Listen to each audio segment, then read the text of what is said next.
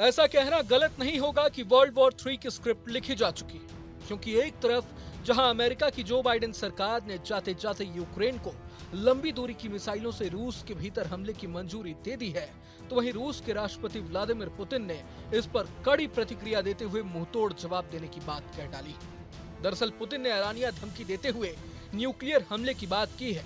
Putin ने साफ साफ शब्दों में कहा है कि अगर यूक्रेन ने रूस पर बैलिस्टिक मिसाइल दागी तो अंजाम बहुत बुरा होगा। ध्यान हो कि अब अमेरिका की सत्ता पर डोनाल्ड ट्रंप का कब्जा होने वाला है, लेकिन जो बाइडेन ने ट्रंप के शपथ ग्रहण से पहले ही यूक्रेन को ये खुली छूट देकर पूरी दुनिया की टेंशन बढ़ा डाली।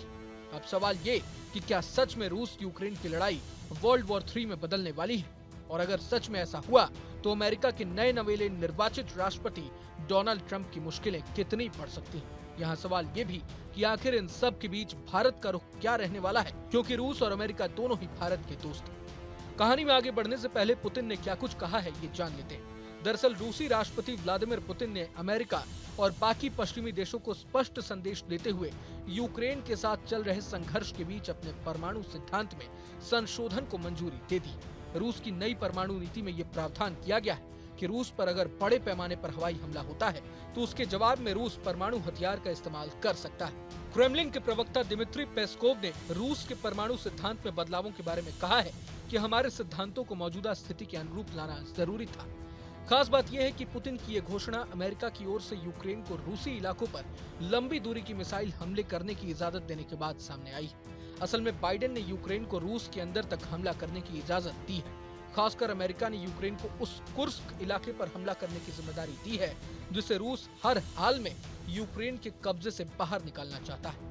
जानकारी के लिए बता दें कि यूक्रेन पिछले काफी समय से रूस की कुर्स्क इलाके में घुसकर बैठा हुआ है। हालांकि पुतिन ने भी कुर्स्क इलाके में अपने 50,000 जवानों को तैनात कर रखा। यहाँ आपको ये भी बता दें कि यूक्रेन की सेना द्वारा अमेरिका की लंबी दूरी की मिसाइलों का इस्तेमाल पहले भी किया जा रहा था, लेकिन ये इस्तेमाल सिर्फ सीमावर्ती इलाकों तक सीमित था। अब सत्ता से जाते जाते बाइडेन ने बड़ा फैसला लेते हुए यूक्रेन को रूस के भीतर भी लंबी दूरी की मिसाइलों से हमला करने की मंजूरी दे दी। विशेषज्ञों का मानना है कि इस मंजूरी से रूस के सैन्य अड्डे, सैनिक प्रतिष्ठान और अन्य अहम ठिकाने यूक्रेन के निशाने पर आ गए हैं। इससे रूस यूक्रेन युद्ध की पूरी तस्वीर बदल सकती है। पूरे मसले पर डिफेंस एक्सपर्ट पीके सहगल का क्या कुछ कहना है, सुनते हैं। मेरे मुताबिक तीसरे विश्व युद्ध की कोई भी संभावना नहीं है। ये वास्तव में पुतिन की तरफ से एक किस्म से पोस्चरिंग है और दोनों ही देश जो है इस माफी की कार्रवाई करते हैं। वो साफ तौर पे जानते हैं कि 20 जनवरी को वहाँ पे ट्रंप आ जाएंगे और ट्रंप के आने के बाद में ये चीज़ें जो है हल हो जाएंगी। लेकिन बाइडेन ने इजाज़त दे दी है एट कैम्प्स को फायर करने के लिए, और रशिया को ये भी लगता है कि इसी माफी से जो स्टॉर्म है वो ब्रिटेन इजाज़त दे देगा और स्कैल्प की इजाज़त दे देगा फ्रांस, जिससे बहुत बड़े पैमाने पर 300 किलोमीटर से लेकर 350-400 किलोमीटर तक के दायरे तक जितने भी एसेट्स हैं रशिया के, उनको टारगेट किया जा सकता है। तो वो साफ तौर पे कह रहा है कि ब्रिटेन, फ्रांस और अमेरिका नेटो के मेंबर्स हैं और ये नेटो की तरफ से युद्ध समझा जाएगा और इसका जवाब जो है हम किसी प्रकार से कर सकते हैं। बोलते हैं कि अगर नेटो जो है एक न्यूक्लियर कंट्री है और एक न्यूक्लियर पावर की तरफ से हमारे ऊपर किसी प्रकार का हमला होता है तो हम नॉन न्यूक्लियर स्टेट जो यूक्रेन है उसके खिलाफ कार्रवाई कर सकते हैं, क्योंकि नेटो के वेपन्स इस्तेमाल किए जा रहे हैं नॉन न्यूक्लियर स्टेट के। और मेरे मुताबिक ये केवल और केवल धमकी है, धमकी के अलावा कुछ और नहीं है। अब जिस तरह से पुतिन ने परमाणु हमले की बात कही है, इससे ये साफ है कि अगर यूक्रेन बैलिस्टिक मिसाइल दागता है तो युद्ध में नाटो को भी कूदना पड़ेगा और नाटो देशों से रूस का भिड़ना मतलब वर्ल्ड वॉर तय।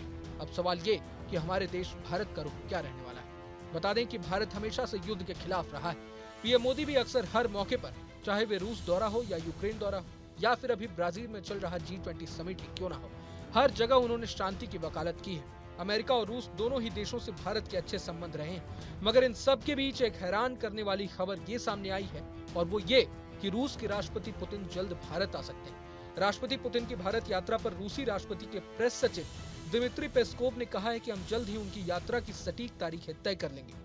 बेशक पीएम मोदी की 2 रूस यात्राओं के बाद अब राष्ट्रपति पुतिन की भारत यात्रा हो रही है, इसलिए हम इसका बेसब्री से इंतजार कर रहे हैं। माना जा रहा है कि यूक्रेन से युद्ध के बाद जिस तरह से अमेरिका और पश्चिमी देश रूस के खिलाफ हो गए हैं और अब जब पुतिन के माथे पर ज्यादा संकट आ गया है, ऐसे में पुतिन अपने पक्ष में भारत के समर्थन को और मजबूत करने के नजरिए से हिंदुस्तान की सरजमी पर आ सकते हैं। बहरहाल आने वाले वक्त में क्या होता है ये देखना बेहद दिलचस्प होने वाला है। मगर ये वीडियो आपको कैसा लगा हमें कमेंट बॉक्स में जरूर बताएं।